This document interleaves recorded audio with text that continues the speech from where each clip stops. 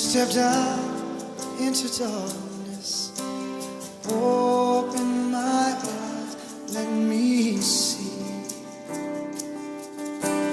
beauty that made this heart and hope for life spring with thee. So here I am to worship, here I am to bow. Here I am to say that you're my God, you're altogether lovely, altogether. Pois só tu és o Deus eterno, sobre toda a terra e céu.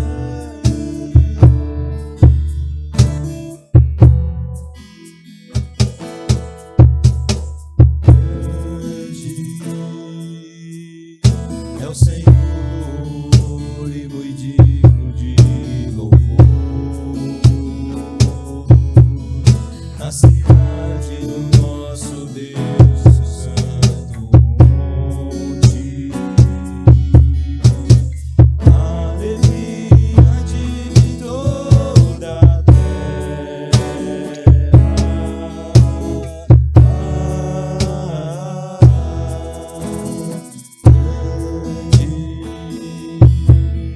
É o Senhor em quem nós temos a vitória e que nos ajuda contra o inimigo. Por isso diante dele nos prostramos.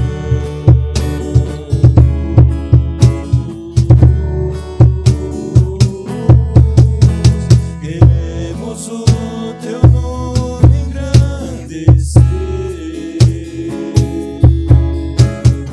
e agradecer-te por tua obra em nossas vidas. Confiamos em teu infinito amor, pois só tu és o Deus eterno sobre toda a terra e céu.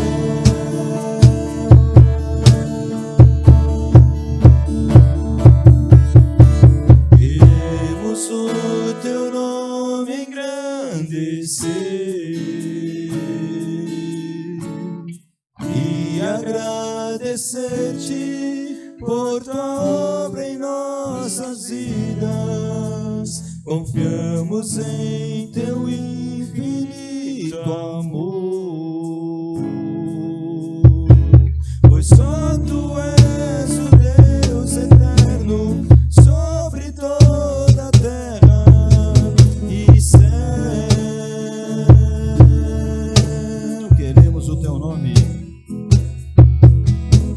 queremos o teu nome engrandecer e agradecer-te por tua obra em nossas vidas. Confiamos em teu infinito amor, pois só tu és o Deus eterno sobre toda a terra e céu.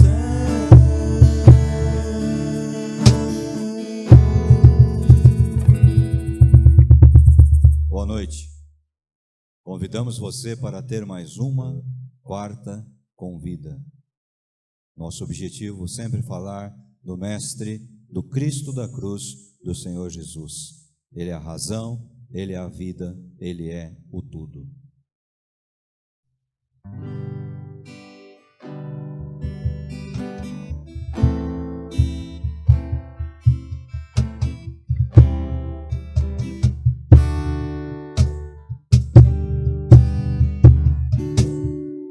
Bem perto está Jesus, o Senhor, daqueles que o invocam em verdade.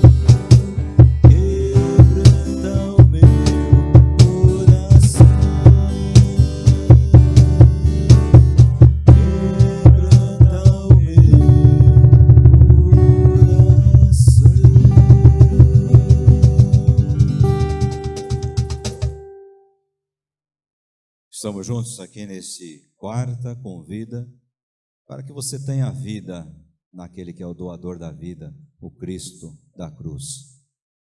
Faremos hoje uma reflexão em um assunto muito interessante e que vem sendo muito debatido dentro das chamadas igrejas evangélicas, das chamadas igrejas cristãs, que professam a fé no Cristo, Filho de Deus, como único Senhor e Salvador. É um assunto delicado, eu vou me basear aqui em algumas passagens bíblicas, e o assunto é os sem igreja. Os sem igreja.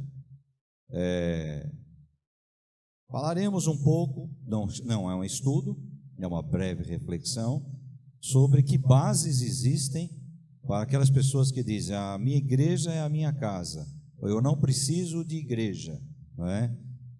O primeiro ponto é definir o que é igreja. A palavra igreja, eclésia ou eclesia, ela é aqueles que foram chamados para fora, retirados do mundo, chamados para fora do convívio normal do mundo, não no sentido diário, no sentido das suas lutas, dificuldades, trabalho, estudos, mas no sentido assim, tirados para servir. Sempre focamos isso. O cristão é chamado para servir. Cristo, o Cristo da cruz, não veio passear no mundo, não veio marcar datas e nem determinar feriados em algum calendário. Ele veio aqui para servir. Servir. Então a ideia de igreja desses que foram retirados foram chamados e escolhidos para servir. E a igreja, ela não é uma composição material.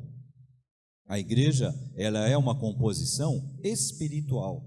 Ou seja, tem uma igreja aqui, ao mesmo tempo que tem uma igreja lá do outro lado do Atlântico, do outro lado do Pacífico, ou num outro fuso horário, algumas pessoas se reunindo, cultuando a Deus, quem sabe pela manhã, às 8 horas da manhã em algum país, cujo fuso horário é exatamente oposto ao nosso. Enfim, a ideia é sempre o quê? Reunidos para servir. Então essa é a ideia.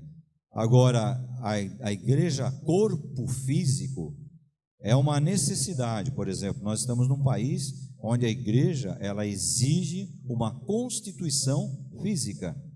O que é isso? Ela não pode ser uma organização alheia às leis e diretrizes do país, como são em muitos países onde existe a perseguição.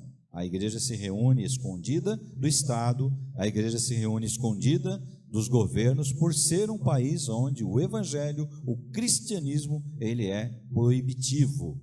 Não é o caso nosso, ainda não, né? Nem há controle.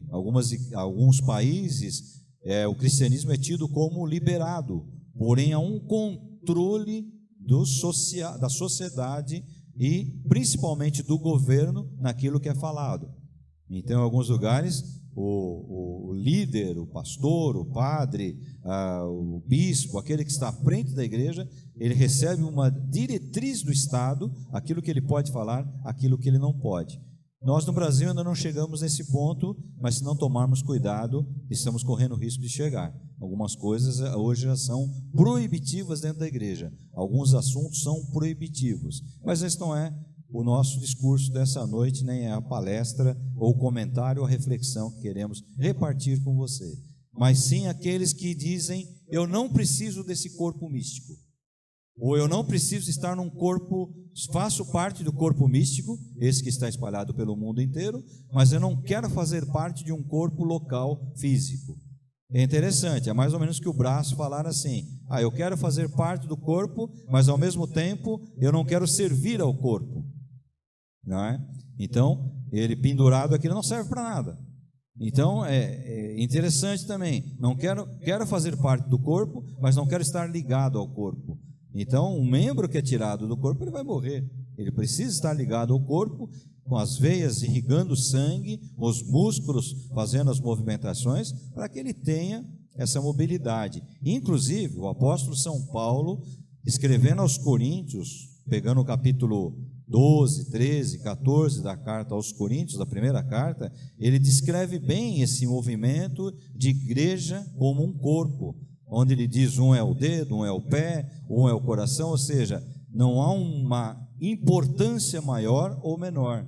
Ele coloca ali que todos são importantes no corpo. Esse corpo não é a igreja mística, a igreja espiritual, a igreja invisível. Esse corpo é a igreja local, a igreja física, aonde você está com um único objetivo: aprender, crescer no conhecimento da palavra. Para quê? Para servir. Igreja é missão. Então aqueles que dizem: mas eu não quero fazer parte de um corpo físico, eu sou a minha igreja. Então, qual é a base bíblica que se encontra para esse tipo de afirmação? Vamos ler alguns textos com você aqui.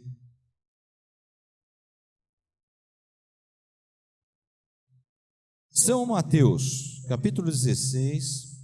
Vamos pegar aqui umas palavras do Senhor Jesus. Ele diz assim, verso 14 do capítulo 16: E eles responderam: Quem vocês dizem que é o Filho do Homem? No 14 eles responderam: uns falam que você é João Batista, outros falam que você é Elias, e outros ainda Jeremias ou qualquer dos profetas. Então Jesus perguntou: E vocês, quem dizem que eu sou? E respondendo, Simão Pedro disse: O Senhor é o Cristo, o Filho do Deus vivo. Então Jesus lhe afirmou: Bem-aventurado é você, Simão Bar-Jonas, porque não foi carne e sangue que revelaram isso a você, mas o meu Pai que está nos céus.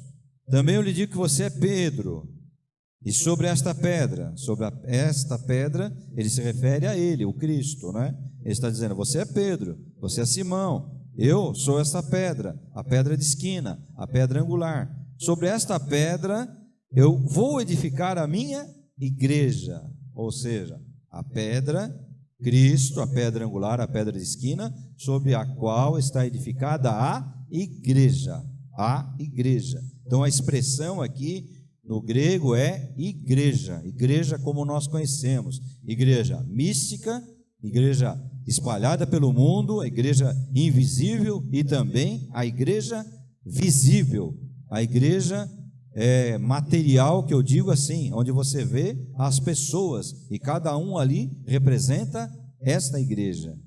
Então o Cristo diz: e sobre esta pedra edificarei a minha igreja, e as portas do inferno não prevalecerão contra ela. Contra quem? A igreja edificada na rocha.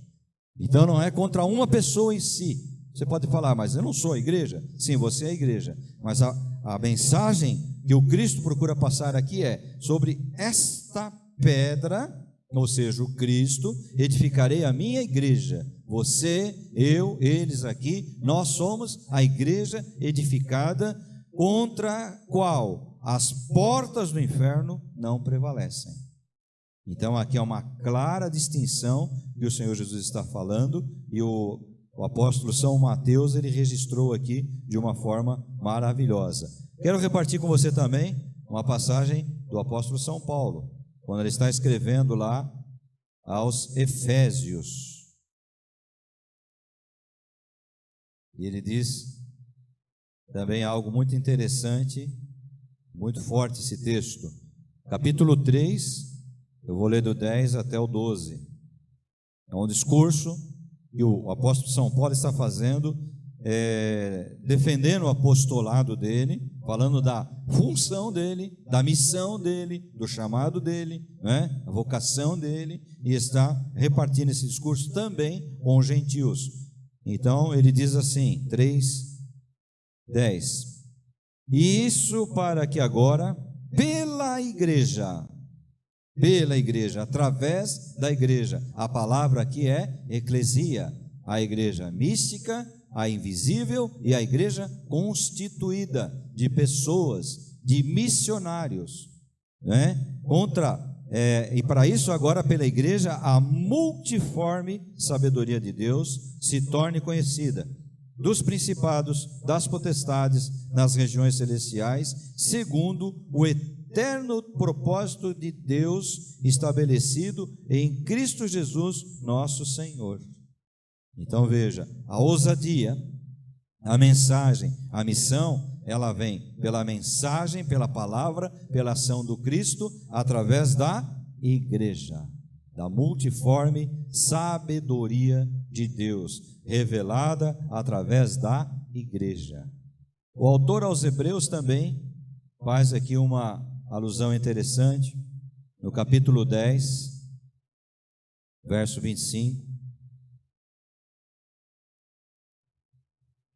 Ele diz assim: não deixemos de nos congregar.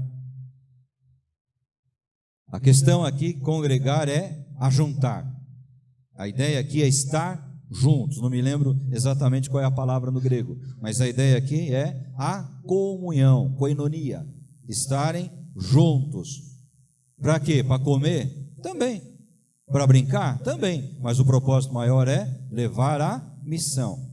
A missão dele na cruz, a missão dele ressuscitando, a missão dele com os seus discípulos falando: olha, eu estou vivo, eu estou aqui falando com vocês, depois de morto, ressurreto, eu estou aqui falando com vocês, agora vocês vão embora, vocês vão pelo mundo, indo, fazendo a missão, indo, pregando o evangelho. Então ele diz aqui, não deixemos de nos congregar, como é costume de alguns. Então o costume de achar-se melhor, achar-se mais importante, achar que a igreja, corpo, unificação de pessoas, união de pessoas, ou unidade das pessoas no Cristo, centralizada no Cristo, essa ideia, ela não é nova. Alguns precursores que usam palavras estranhas, né? Esses não igrejados, ou aqueles que não querem participar da igreja física, eles se baseiam às vezes em algumas situações trágicas dentro da igreja. Igreja teve escândalo, tem escândalo e sempre vai ter escândalo. Igreja teve problema, tem problema e sempre vai ter problema. Igreja sempre vai ter ovelhas e bodes, ovelhas e cabritos. Teve, tem e sempre vai ter. Tanto é que o Cristo diz assim: olha, na hora da colheita, eu vou fazer a colheita. Eu vou lá fazer, para que alguém não indo na minha frente não arranque junto com o joio, que é o infiltrado, que é o cabrito, não arranque junto o trigo, a ovelha. Então não tem ovelha rebelde, né? A gente ouve essa expressão, ovelha rebelde. A ovelha ela é mansinha, ela é dócil, a ovelha é fácil de lidar. Existe o cabrito, e o cabrito ele dá uns coices, né? O cabrito é difícil. A cabrinha, o bode, esse é difícil de lidar. Então esses sim são rebeldes, mas a ovelha não. Ovelha é ovelha, às vezes mais fraquinha, às vezes mais forte, mais gordinha, mais franzina, mas todas são ovelhas. Então ele diz assim: não deixemos de congregar, como é costume de alguns. Pelo contrário, façamos admoestações, ou seja, chamemos a atenção, ainda mais agora que vocês veem que o dia se aproxima. Então, eu peguei alguns textos, porque a nossa palavra aqui, ela é breve, né? A nossa proposta aqui, ela é breve. Mas eu fico pensando, quais são os argumentos dessas pessoas que dizem: não preciso da igreja, não quero fazer parte. A primeira é uma arrogância, né? Ou seja, eu não quero me misturar com aqueles, eu sou melhor que aqueles, eu não tenho defeitos. Normalmente as pessoas que pensam assim são os piores, né? São os mais maledicentes, são os mais fofoqueiros, as mais fofoqueiras, são as pessoas que não só fazem aquilo que lhes é exigido, ou só fazem aquilo que lhes dão prazer, não estão preocupados com a missão. E a missão, às vezes você está no navio, às vezes você vai lá tomar conta lá do timão, do comando do navio, você vai lá tomar conta dos comandos eletrônicos. Hoje os navios têm um comando diferente do que tinham antigamente, mas às vezes você vai pegar o pano de chão e vai limpar o convés. Você vai passar um pano para limpar todas as estruturas metálicas do navio. Você está ali com uma missão, né? Então, nós estamos num barco. Nós estamos num barco chamado igreja. Então, às vezes, um dia você vai estar lá no comando, ajudando na sala de comando. Às vezes você vai estar lá embaixo nas máquinas, sujando a sua mão de graxa, ajudando lá para que os motores não parem de trabalhar. E às vezes você vai estar esfregando o chão, sim. Por quê? É a missão. é a dinâmica da igreja. Por isso que São Paulo ele diz que não existem membros mais importantes.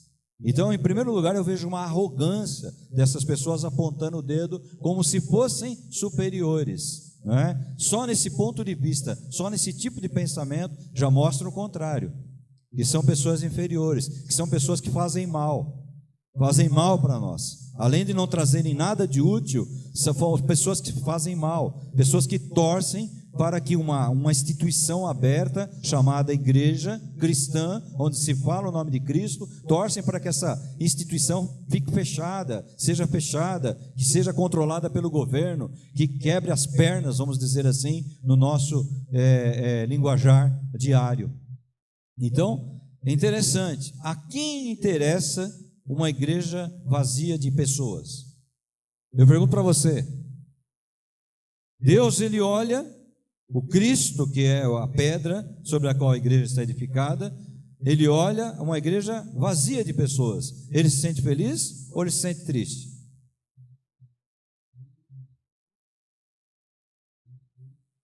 Você? Triste, né? Por quê?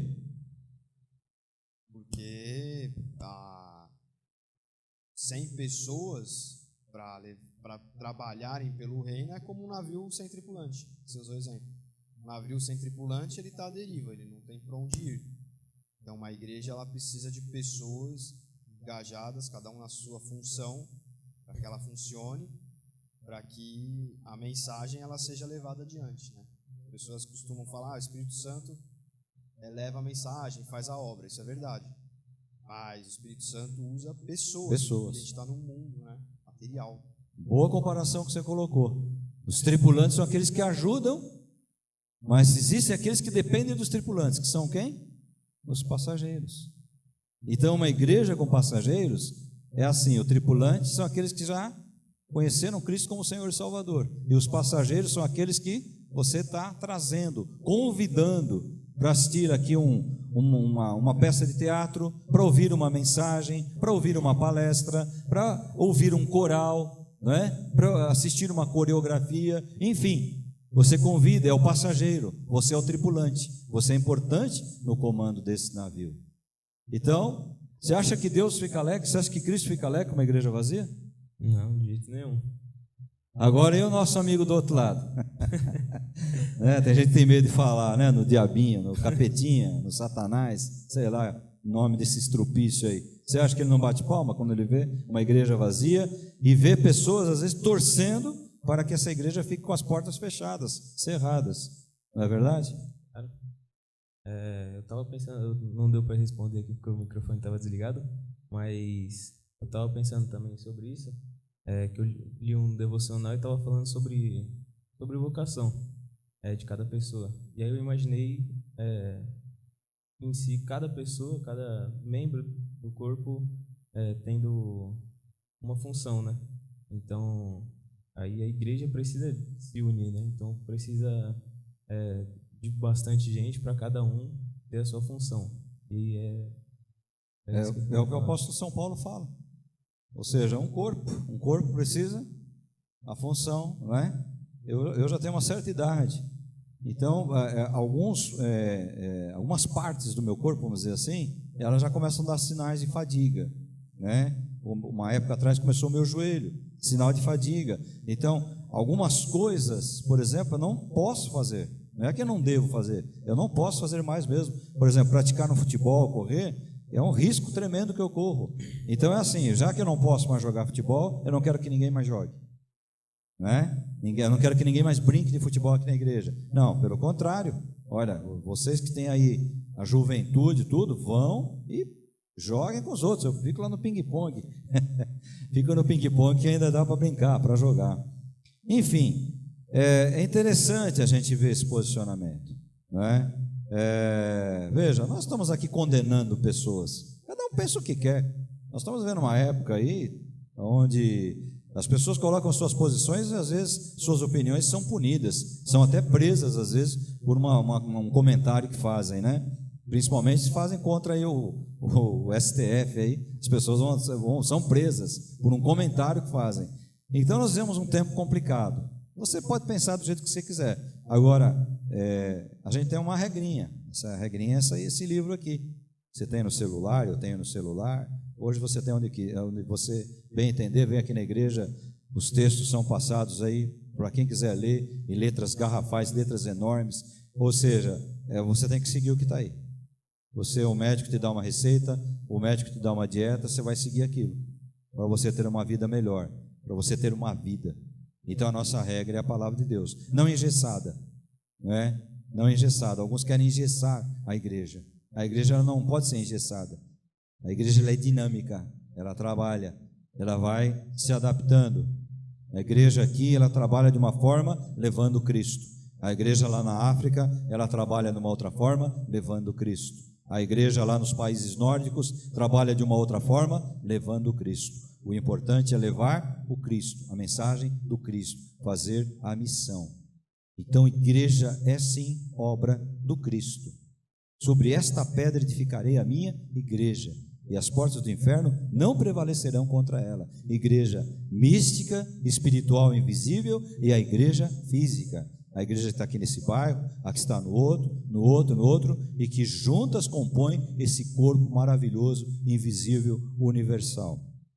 Por isso que o apóstolo também diz, né, que a graça de Cristo, o conhecimento de Cristo, ele se dá através da igreja, a multiforme sabedoria. Esse texto, ele é forte, ele é tremendo, ele é teológico e científico, é algo inexplicado, ninguém consegue explicar.